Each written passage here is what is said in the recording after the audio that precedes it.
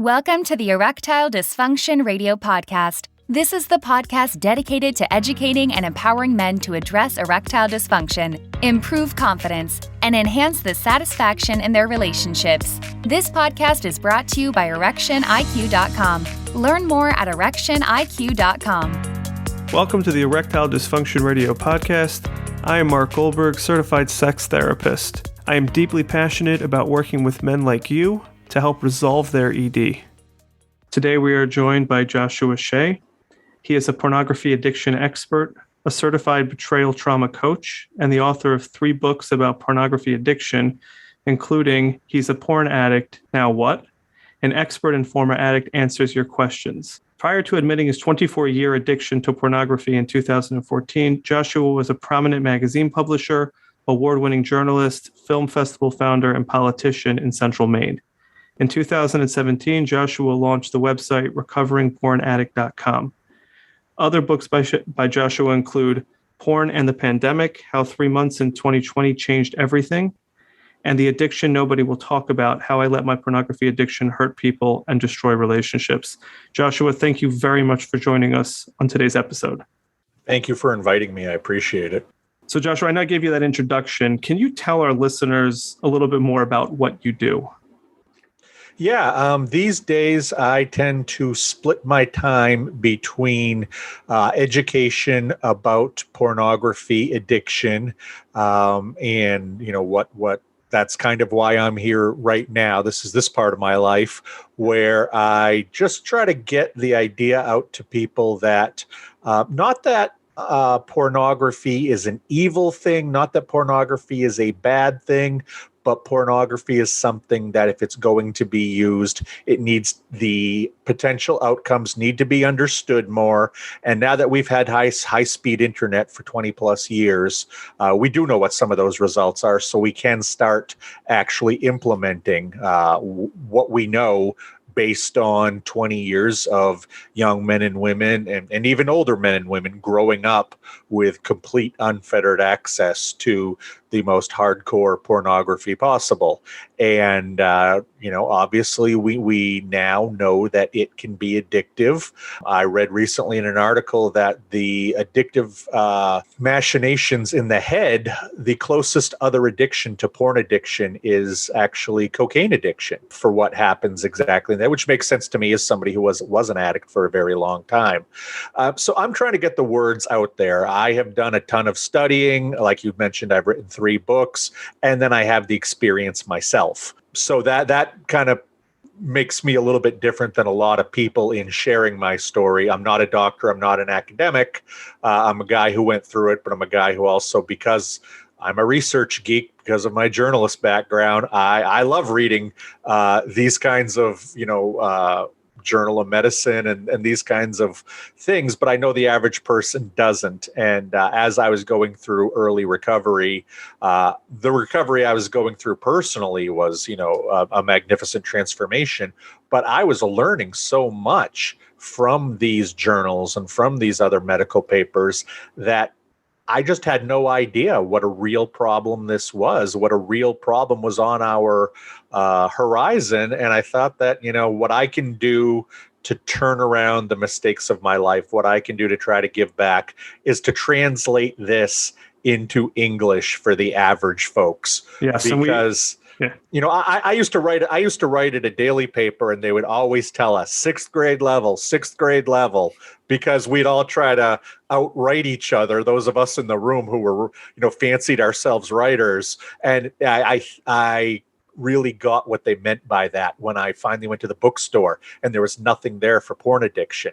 And there are a few things on Amazon, but most of them are written by doctors or therapists. Or the other thing is that they're written by wives, or they're written girlfriends, or they're written anonymously. There's nobody who kind of brought the worlds of experience and research together. So that's what I tried to do with my books is, show both sides of it, that there's a scientific side, but there's a really major personal human side to it too. Yeah. And I appreciate you bringing this to our listeners, because a lot of times we do interview people whose expertise comes more from the academic side or the research side, and bringing the personal into this, I think, is going to just add an element and a dynamic. So the impact of pornography is complex, and there's elements of this that are certainly controversial. Yeah. Some approaches to pornography are very affirming, very encouraging for people to utilize pornography, while others view porn with more skepticism, more questioning about its impact. Can you weigh in on this a little bit more? Sure. Well, I mean, first of all, I think that there are a lot of nuances that we all assume we're on the same page on, but we're not. For instance, what is pornography? The Supreme Court will never define it because the Supreme Court will only talk about obscenity. And while some state courts have tried to talk about pornography, most of them fumble pretty badly too. I think that what we need to recognize is that while, yes, pornography is that XXX stuff that we can all agree is that pornography is really anything that is used to stimulate the senses, to stimulate the sex organs. And that can be erotic literature, like Lady Chatterley's Lover. There could be a specific song that, people joked about, Barry White was the guy you made love to in the 70s because of his deep voice. So when people think pornography, I don't think it's just that XXX stuff. I think it's anything we use to heighten ourselves or to stimulate ourselves in that direction. And I think it's also important to say, I am not anti-pornography in that I'm not trying to eradicate it from the earth, because that would be stupid. You can go back to, ancient Mesopotamia, the Tigris and Euphrates, and you look at those caves, there are paintings that, that looks like two people getting it on. Or you go to one of, a great art museum of this world and go to the medieval exhibit, those, Egyptian pottery, that is X-rated stuff. They're painting on it. The Kama Sutra is thousands of years old from India, and it's still considered the guide to 1,000,001 positions. So pornography in one form or another has been around forever. Depictions of the nude body in one form or another have been around forever. It's not going away. I know in the 60s and 70s, you had very radical left and radical right people ironically working together, because this is the one thing they could agree on, was that pornography should be banned. They failed miserably. Every argument I've seen, whether it's trafficking or look what happens to these stars and why they're doing it, and whatever excuse has ever been brought up to stop watching pornography and to eliminate pornography, I can promise you has never worked. So we need to look at this from a different point of view, and we need to tackle this from a different point of view. And I think that we can, based on statistics, based on science, based on what we know. And it's just a matter of applying the data that we know now to taking care of a problem. But because it's naked people, because it's sex, because it talks about those little places in the back of your head you don't want to admit there might be a little itch that needs some scratching, we all want to pretend we don't look at pornography, yet the vast majority of American men and women under 50 do view pornography at least once a month. Yes. So what I hear you getting at is that it's a bit more complex than either completely affirming or having a strong stance against it. Pornography is a reality of the world that we live in. It probably has been a reality of the world for many, many It's going years. Nowhere. And so how do we use it now? How do we deal with it in our lives? How do we accept that it's here? How do we accept that it's even legal? If you want to make it illegal, go fight in Washington. That's not my battle. My battle is, we have this stuff. How do we use this stuff healthy? I am not anti-porn. I am pro-healthy sexuality. Okay, so to that end, help our listeners understand a little bit more what would constitute a porn addiction.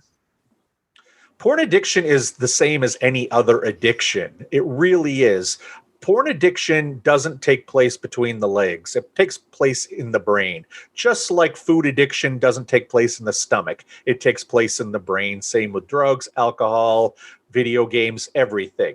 Essentially, you rewire your brain, not intentionally, but you rewire your brain to the point that despite the fact you understand that there are severe negative consequences to be had engaging in your behavior or substance or whatever it is, you continue to do so and cannot stop regardless of any promises made to yourself. That's planning your day around porn. That's somebody leaves the house unexpectedly, you run to the computer because you now have a 15-minute window to look at porn. Okay, so Joshua, can I ask you to describe that a little bit more so our listeners can understand the distinction? I think what becomes really tricky when exploring the notion of addiction is with the level of access that people have, certainly with almost everybody on planet Earth is carrying around a smartphone. Right. So it becomes really tricky to definitionally get into what an addiction is, because a lot of times people are alone with a smartphone. So right. If they pull that out and they utilize that, is that addictive behavior? Is that... Well, did you used to play solitaire? Did you used to watch Netflix? Did you used to text friends and talk to them? How much has this behavior taken over your life? And how much can you not get away from it? You know, one of the things that, especially with pornography addiction, you hear about these guys just make these promises to themselves. I'm not going to look at any porn today, or I'm only going to look for an hour. And then 3 hours later, they don't know where the time went. I'm only going to look at a certain type of pornography and not this other type that may be a little weirder or a little more extreme or not mainstream.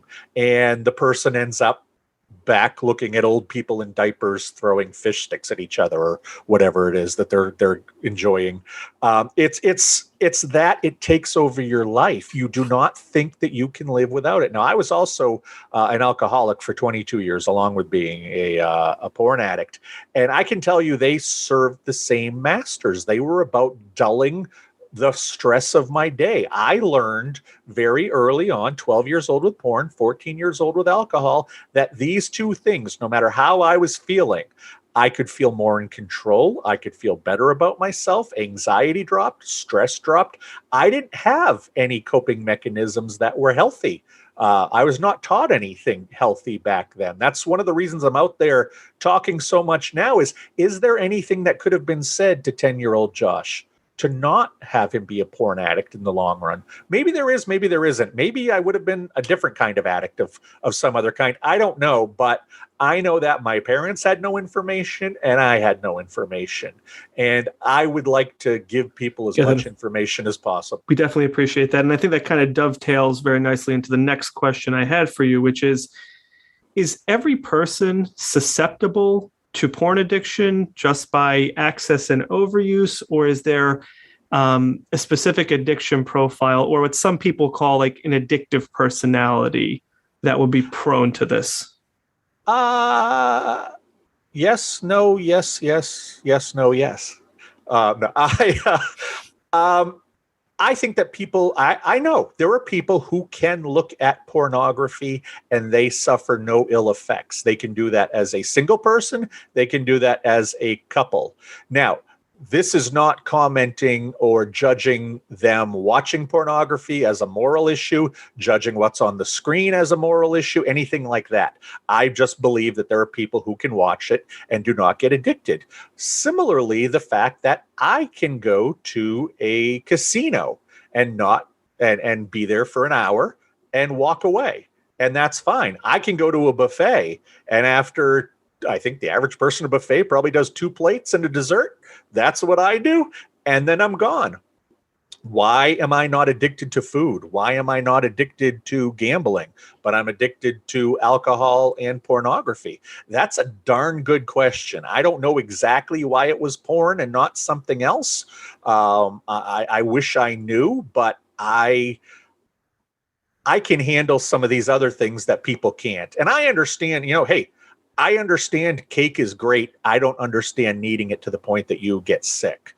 I understand there's a little bit of adrenaline when I'm gambling, when the wheels are spinning and that last one, you're waiting to see if it matches up, or the roulette wheel is spinning. That's exciting. That's obviously why people are there, excitement and winning a little money. I don't understand putting my child's college fund onto something. Those are illnesses. And I don't think that those things should be banned because there are some other people who can't handle it. I think that handling addiction is the responsibility of every addict, but people can look at porn and be fine. It's there are couples that can use it and be fine, and there are couples that use it and it destroys their relationship. It depends on each individual person. And I don't want to tell anybody that they should or they shouldn't, they can or they can't. I want them to know what might happen, just like if they were going to light up a cigarette, just like if they were going to have a drink. They should know what they're in for before they start, and then it's up to them if they want to do it. Mm-hmm. And what I'm gathering from that is that not everybody is necessarily susceptible to or is primed for this type of addiction. We all come with a different background, a different biology. It's really hard to tease out why somebody would be predisposed to one type of addiction and not another. Right. But you're saying a lot of this is about fair warning. If you're engaging in this type of activity, there is a potential outcome here that if you're not using this correctly, or if you have some susceptibility to this could lead to an addiction. Right. And I think it's one of these substances that we are naturally sexually curious. So when you're young, you start to wonder about body parts. When in our days, you stumbled upon a magazine in the woods. That was what you hope to find that. We didn't have our smartphones back then. It's so easy to get at now that it can change a society. And that's why we need to talk about it. I don't know if it's going to change anytime soon. It took 50 years of talking about teen smoking to see those rates drop. But I can guarantee you there's been no teenager in my lifetime who ever picked up a cigarette and said, I bet these aren't bad for me. These are fantastic, because they knew. Now, and I'll be the first to say that, I smoked cigarettes for a couple of years in my 20s. I didn't have any question what this could lead to. I knew it. But it wasn't until I actually went to rehab for my alcoholism that I was introduced to the concept of porn addiction, because people don't talk about it. It's not out there. Everybody knows about alcohol addiction, but the DSM didn't start including it until the 70s. And before Alcoholics Anonymous in the 30s, people were just thought to be insane and thrown into asylums because they were chronic alcoholics or substance use disorder, or whatever we're calling it these days. People need to recognize that addiction is capable with just about anything. Addiction is not a positive thing. It really, you could be addicted to beautiful flowers. There's going to be a problem there, because by definition, addiction interrupts the normal flow of your life. Okay, so Joshua, let's go right there, because I want to get to what I think might be at the heart of the matter here, which is in a lot of the addictions that are well known, food, gambling, alcohol, substance abuse, the negative outcomes are pretty clearly outlined. So like you were saying, putting your child's college fund on a casino table, overeating or having problematic relationship with food has health implications. Alcohol, substance abuse, also a tremendous impact on health, on relationships. Could you outline what some of the negative impacts are of being addicted to porn? Yeah, absolutely. Well, I mean, and one of the things that's the biggest challenge for the partners of porn addicts is that with all addiction, there's a decrease in libido. And that's what's actually ironic with porn addiction, is while there is a measurable decrease of libido, the person is engaging in an activity that causes them to get more sexually charged. So one of the things I deal a lot with now in coaching is betrayal trauma. So you have that. That is one thing that is very unique to porn and sex addiction, that you find partners who really take on a ton of trauma, sometimes end up even worse than the addict. And you don't see that with the other things. You know, a heroin user's wife usually doesn't ask if is she not good enough in her role as a wife. That's why he's using heroin. Or is this guy gambling away our kids' college fund and our mortgage because I'm not good enough in bed or I'm not pretty enough? That's one of the biggest things that I see with porn addiction, is that it affects the family so much, especially the partner, more than any other addiction that I've seen. It really takes its toll because so many guys hide it, much like I did. So many guys won't talk about it. So many guys deny that they look at it, deny that they have a problem, that it gets so secretive that it starts to, oh, is he cheating on me? Is he having sex with? And they're going to places that the guy may never, ever be. Mm-hmm. But because there's so much secrecy around sex and nudity and all that. And oh my God, I don't want my wife or girlfriend or husband or boyfriend to find out that I'm looking at this stuff, because maybe he'll think I'm a perv. Maybe he'll think I'm a nymphomaniac. Maybe he'll think I want to be with other people. Maybe he or she's opposed to this stuff, and I have to hide it for moral reasons from them for me doing this. But there's so much secrecy with it that when the secrecy comes out, it's different than any other addiction. Like any addiction, it does take so much of a person's time, so much of a person's mental energy.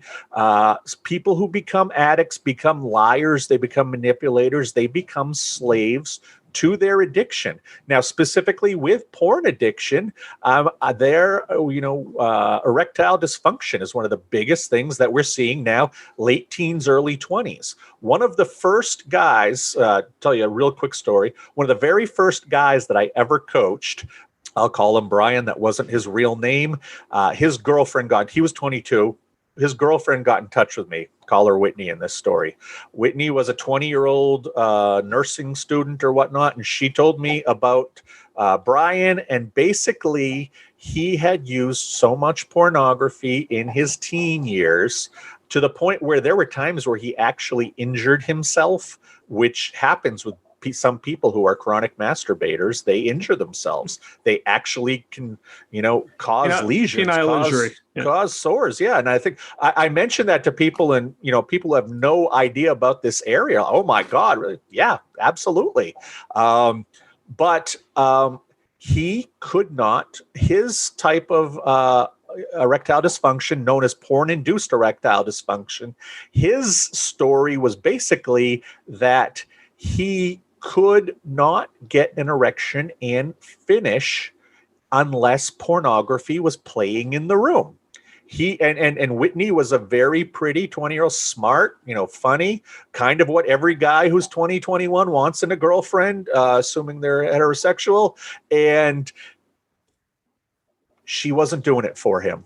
Why? Because he had fried the pleasure centers, the dopamine receptors, the serotonin receptors, and all the other happy chemical receptors in his brain had been fried. So when he was having real life, quote unquote, normal people sex with his girlfriend, who, wasn't built like an Amazon or didn't have crazy things going on, and they had very, I don't want to call it normal, but they had very vanilla, middle of the road sex that most of us probably have. And that wasn't enough for him, because he had seen so much extreme, so much over the top, that for him to orgasm, he needed to be seeing something on a screen.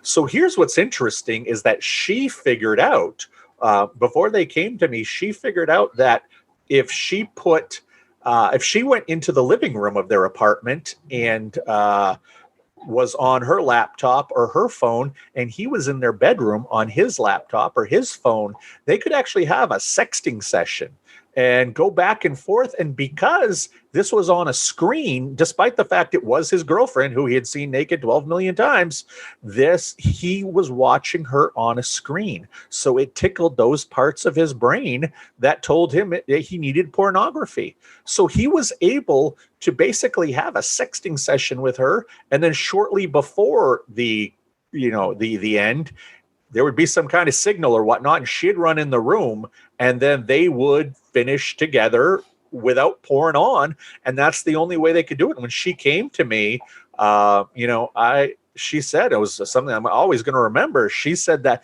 the only way that we could have children is if pornography is playing in the room when that child is made. And I don't want to have a child made that way.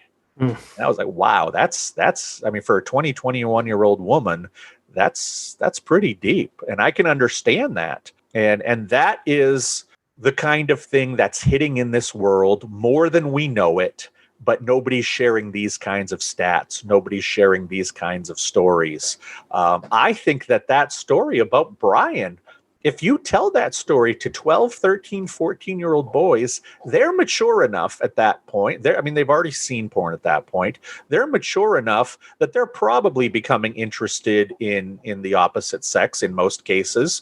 And they don't want to be a porn fiend. They don't want to be a porn addict. They don't want to look at porn 24/7. They want a girlfriend. They want a significant other. They want someone who they can maybe kiss on the lips because that's all they have the guts to go for. But that's what they want. But if they can't get that, they will go towards porn. And if that's all they can get them, if it's a shy kid or whatever it is, grows up someplace and very different, whatever it is, if that boy or girl is finding solace in porn instead of hopefully creating real relationships, they may end up like Brian down the road. 6-7 years of watching this stuff nonstop with a brain that's still forming, you can stunt the growth. You can create neural pathways that should never have been created in a 13 or 14-year-old. And I think if we essentially tell 13 and 14-year-old boys, or maybe even 12, a story like this about Brian, that if you look at too much porn,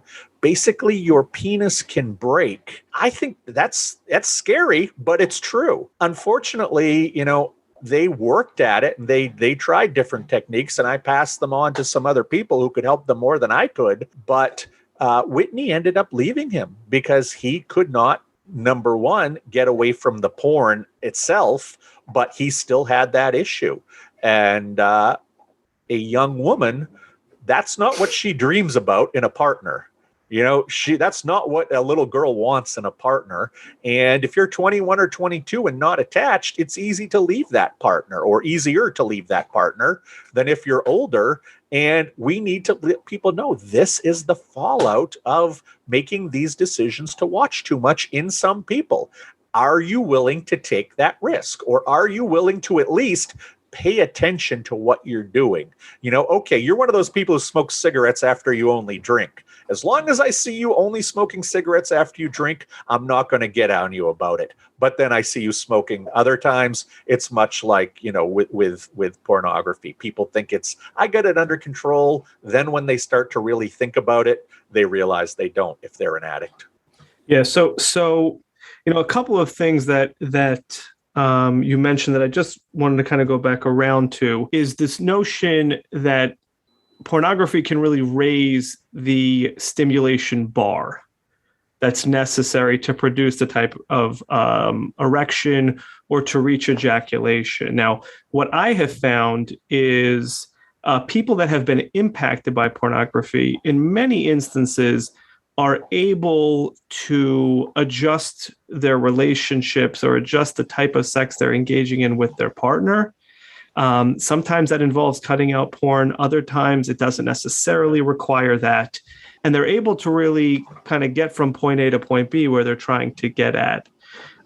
So have you found that to be the case, that people that you've encountered are able to rectify erection problems or ejaculation problems? Sometimes that might involve cutting out porn, but other times maybe not. Has that been your experience? A lot have. If you go back to the root of this, because what we have to realize is that if you have erectile dysfunction because of pornography addiction, so the erectile dysfunction is a symptom of the addiction. Well, what is the addiction? The addiction is a symptom of some other deeper problem. Why and how did you become an addict? A guy who I'm sure you're very well versed with, Dr. Patrick Carnes, in his first groundbreaking study. I don't know if it's even 30 years now, when he studied all the American men when it came to sex and pornography use, and those men who had any type of sex addiction, and I'm not going to quote the numbers exactly, but around 70% of men had some kind of unresolved trauma based on physical abuse. 80% was a sexual abuse. Over 90% was mental or emotional abuse. I'm going to guess that these statistics are probably still largely the same, even in the age of the internet, because this study came out before that. But when you think about that, that basically means 90% of men who are using or are addicted to pornography have some kind of unresolved trauma in their past, or more than one trauma. In my case, I had trauma for both sexual abuse and mental abuse, or emotional abuse, however you want to consider it. I had to go through that work to deal with that. When I dealt with that, it actually became a lot easier to not use the porn. It wasn't simple. I still had to work at it. But when I coach people now, one of the ways that I look at this is that I believe 25% of the work, 25 to 30% of the work is about triggers and handling the addiction and handling the day-to-day behaviors, triggers, how to get away from them. But I believe about 70% of it really has to do with the backstory, really has to do with the trauma. Why were you using pornography? Why were you gambling so much? What was it that happened? What was it that what conclusion did you reach that this was the best move for you? And figuring out that kind of stuff for me and for so many other people that I've known helps deal with the addiction and can help, get rid of the addiction. I would assume that if the addiction goes, that's going to create a more favorable environment to help the erectile dysfunction. And I would also imagine, I'll just kind of piggyback on that, is that if a person addresses the underlying trauma, that is also going to position them a whole lot better for partnered sexual activity, because it's a real interpersonal experience. And I imagine on some level, some of that trauma can reemerge being that connected and that close to another person. But if some of that trauma has been resolved, I imagine that might also help with partnered sexual activity as well. Oh, I would think you're probably absolutely correct about that. And it's a process. It's not. There's no. I have to tell people this. There's no magic pill. There's no magic sentence. If you are going to get through this, if you're going to figure this out, it's going to take work. You may have to change things physically. You may have to change things mentally. There are so many different types of therapy that are out there for, DBT, CBT, experiential, just basic talk. I have never met a former addict or recovering addict who was successful without mixing many modalities, including talking to someone else who had some sort of expertise involved. It's almost always necessary. It's always necessary to talk to somebody who has been through this and is further ahead than you are. That's almost always part of a recovering person's story. Not necessarily 12 steps sponsor related, but just having that person who is representative there. And that's part of why I'm out there doing this stuff. I do coach half the time, but I'm out there half the time just trying to let people know that anybody can be a porn addict and anybody can suffer the effects of it. I have talked to people in their teens straight up into their late 70s, men, women, doesn't matter how much money you make, who your parents were, what your political party or religion is. Anybody can be a porn addict. And while I think a lot of people try to rationalize or try to minimize problems in that area because you just don't hear about it so much out there. People need to recognize that like I said, we now have enough data. We now have enough anecdotal evidence. Hey, I'm here to tell you my story and what I know about it. This stuff is absolutely real. And if anybody out there is listening, if you think you have an issue with pornography, but you didn't even know pornography addiction was a thing, much like I didn't, it is a thing, and please go get some help for it. Just because it's not heroin or gambling or food doesn't mean that it's not a real addiction, and doesn't mean it's not going to cause just as much trouble in your life as any of those other things. Yeah. And another point I just want to emphasize for our listeners, because we've talked about porn on previous episodes, and I've let my listeners know that I don't use the terminology of porn-induced erectile dysfunction, but I think it's largely for the same reasons that you were just describing, and that is that there's oftentimes underlying components of each person's background and their mind that is impacting why they're relating to pornography in a certain way. And I think all too often, the general population sees, well, porn-induced erectile dysfunction, I'll just cut out porn. And sometimes that works, but more often than not, it's the underlying components that are going on for that person that are really oftentimes a much bigger factor, leading to sexual dysfunction, leading to relationship problems. But what I was encouraged by is that I think we're like very much on the same page, even if we do utilize different terminology. And I want to make sure that the listeners who have heard my previous episodes about that understand that we're not that far off, even if our terminology is different. We can call it whatever you want to call it. That's what I tell people when people are like, well, I don't like the term addict. And I said, okay, cool. What should I use? What do you want me to do? I can use, something use disorder, or I can say that, you have a bad habit, or I can say you have a compulsion, or I can call you a pretty princess, because none of this matters. It's all just words. It's what is happening to you, and what help are you getting for it? Exactly. And I think at the end of the day, getting to the bottom of it is the key component here. Absolutely. So, Joshua, I want to ask you, about another area that you have an expertise in and that you mentioned before, and that is this concept of betrayal trauma. Yep. So when a partner experiences, or when, let's say, a person experiences their partner engaging in this addictive pornography, you mentioned some of the impacts, but I want to get a little further into that to understand what you've seen being the impact on relationships and ultimately on sexual relationships. Sure. Well, let's first recognize that betrayal trauma is not just man, woman, somebody cheated. Betrayal trauma at its absolute core is when you think that a piece of the world is so certain. It is black or white. It is in cement. It is there. I know this. I would stake my life on it. And then it's not true. And that can be so many different things. You see that in people who a loved one dies of suicide. You'll often see betrayal trauma because they get angry at that person, like they left them. I was recently reading about a person who was diagnosed with betrayal trauma.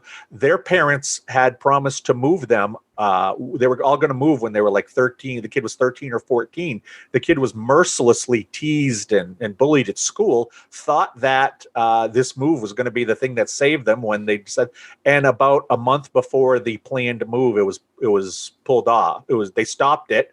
And this kid, years later, that was diagnosed as betrayal trauma because he had this big belief he was going to leave, go to a better life, and then his parents, the people who were supposed to keep him safe, pull the rug out from under him, and essentially, in his mind at the time, force him to have more bullying. So it's not just. It's important to stress. It's not just that. I think.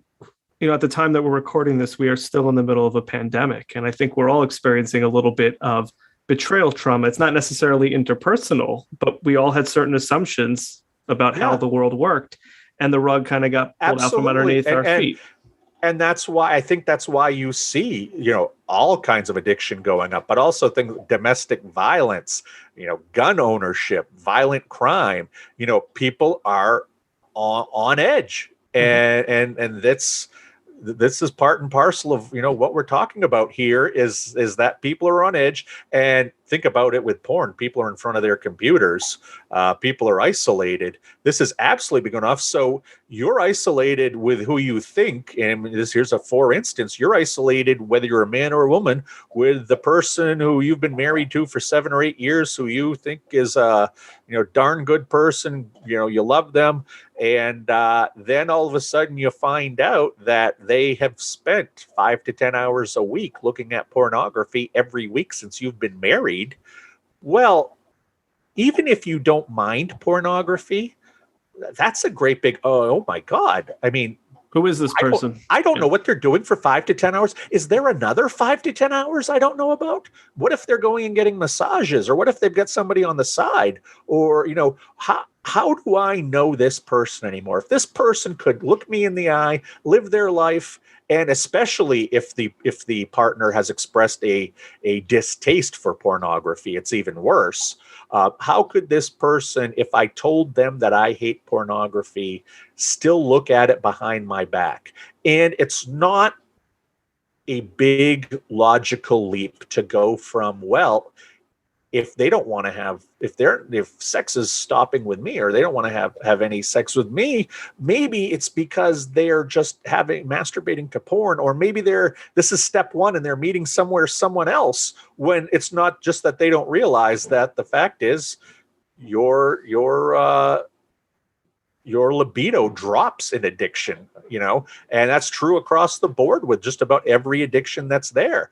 And as I said, it's ironic that somebody is, taking part in activity that, is so associated with sex, but they're doing this to calm the storm in their brain. Mm-hmm. It's like we think about eating to survive and to celebrate. These people are eating to calm the storm in the brain. And if you don't calm that storm, you think you are going to die. That is as serious as that's as best as I can describe it, is you literally think you're going to die. And if you still don't believe me, tomorrow when you wake up, turn on your phone, turn on every volume, turn up every alert, turn up everything that can buzz or beep, and then take a Post-it note and put it across the front of your screen and see how long you last not looking at your phone.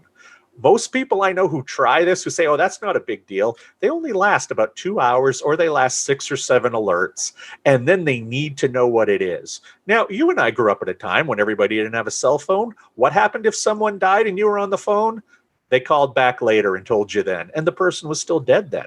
Mm-hmm. And we got along as people, but we now have this, not just generation, but this world of people who, it's like Pavlov's dogs with the feeder bar of refresh. And, oh my God, did somebody like a status? Did somebody like my picture? It's changed our psychology. That's addiction. It changes your internal psychology. Try to sit there and not look at the phone, and every little twinge you get, I have to look, or I have to look. That's the twinge you get with addiction, but it's much, much, much, much worse because most addicts are so much further down the road with that. That's the best way that I can try to explain it to people who haven't been addicts before. So coming back though to the betrayed partner. Yeah. So you were saying that a lot of times they're questioning, like, do I know everything? Who is this person? Do I know everything about them? Now, I want to just digress for one more moment here and ask. Sure. Now, I think the stereotype out there is that men are primarily the ones who are impacted by pornography use, porn addiction. I understand that the statistics that are out there would seem to indicate there is higher use among men as opposed to women. But we haven't really touched on women's use of pornography.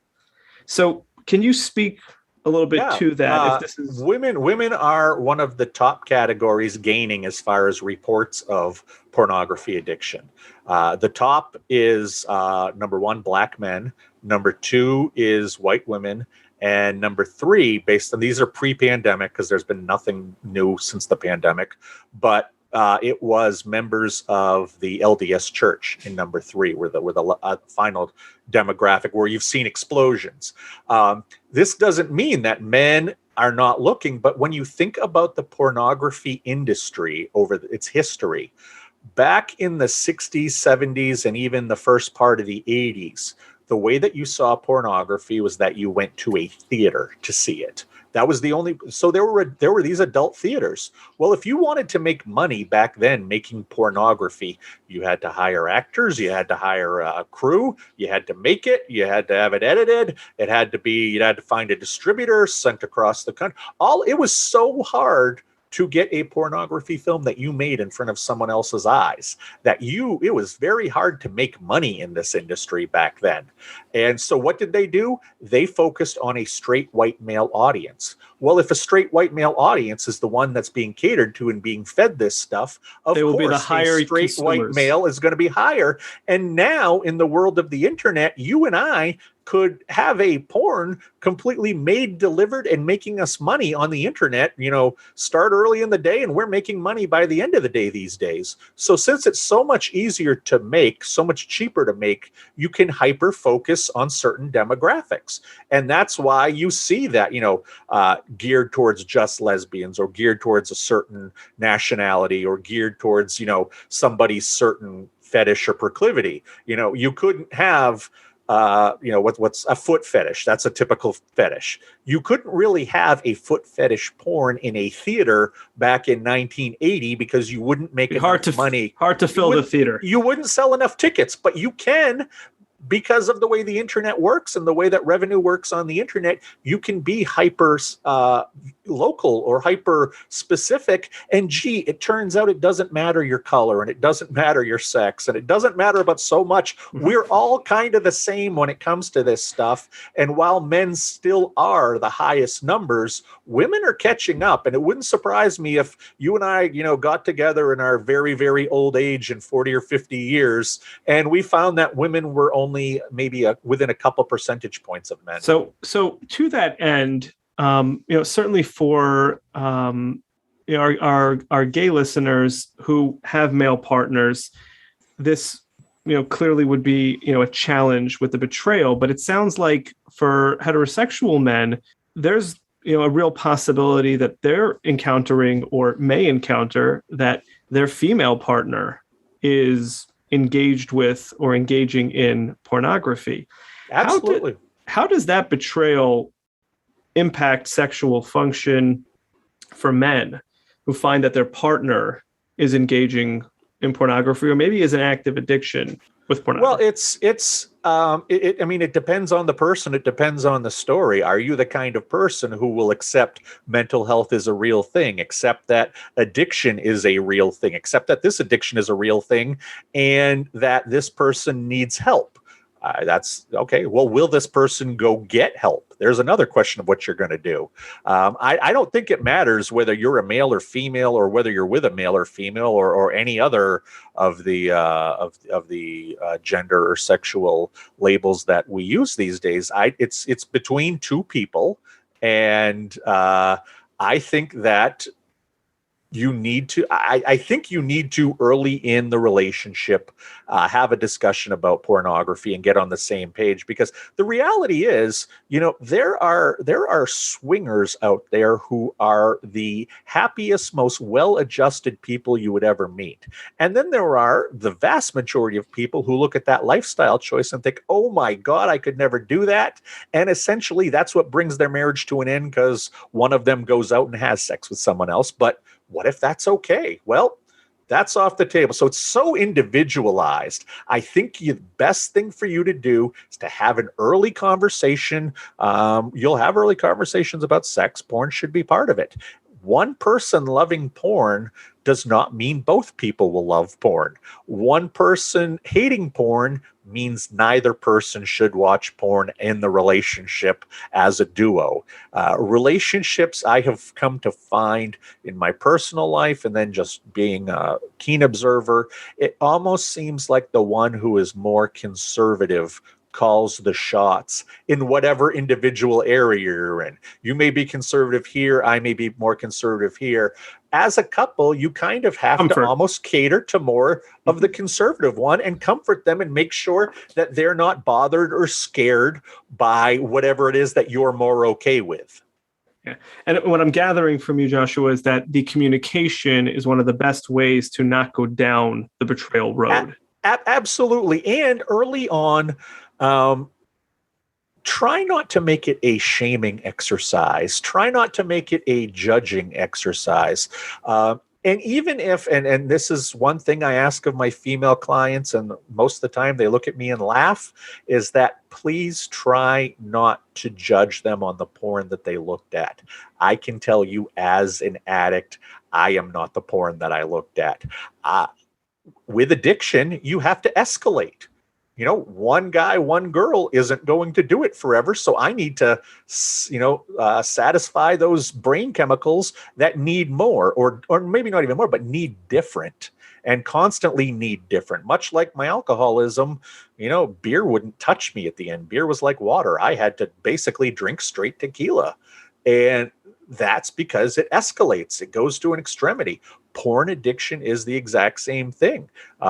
You go to these extreme places, and it can be scary for the other person, if they don't know who you are, or if they're thinking they don't know who you are. I mean, I've seen some very weird out there porn. Now, does this mean that I want to, have a person urinate on me? No. Does that mean I want to urinate on somebody? No. Have I seen this kind of pornography? Visually stimulating. It's visually stimulating, but it's not my real life. I also enjoy watching action flicks, and I would cower within 2 seconds of having to be, Tom Cruise in Mission Impossible. And the same thing with zombie movies. I would be dead 5 seconds into the zombie apocalypse because I would try to reason with them. And, and that's the end of that. I can still enjoy visually these things, but not be them. And that's something that I really try to drive home, that, oh my God, he looked at gay porn. Does this mean he's gay? And it's like, no, it doesn't mean he's gay.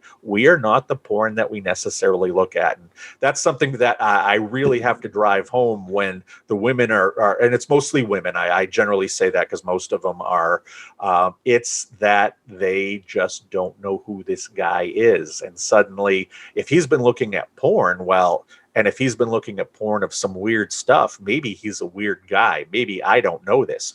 Maybe he's got this second family I don't know about. Oh my God, I better leave. I don't know what's going on here. I'm not safe. And you're saying the same way it goes down that road. Yeah. The same way you are not the tequila that you drink. Exactly. You are also not the porn that you consume. Exactly. And that may not indicate at all what you're interested in actually doing in a partnered setting. It is absolutely. Yeah, absolutely. If I'm getting, drunk on champagne versus drunk on tequila, does that mean that I like the French more? No. If I'm getting drunk on tequila and I'm not getting drunk on sake, does that mean I prefer Spanish and Latino to Asian? No.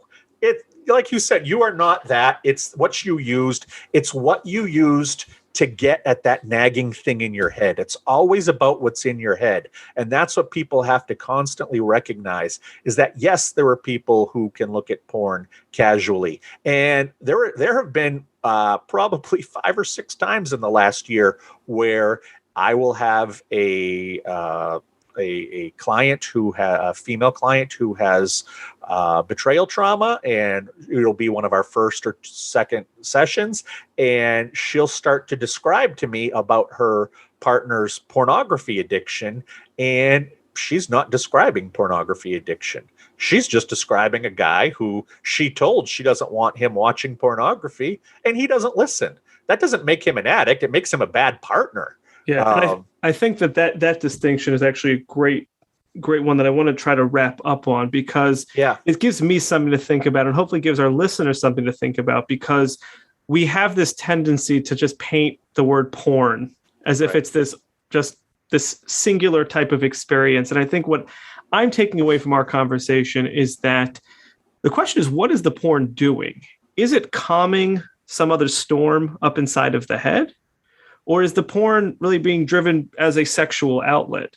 And those are two fundamentally different experiences and different drivers, which I think can have pronounced and fundamental impact in terms of sexual function and sexual health, and also relationship health.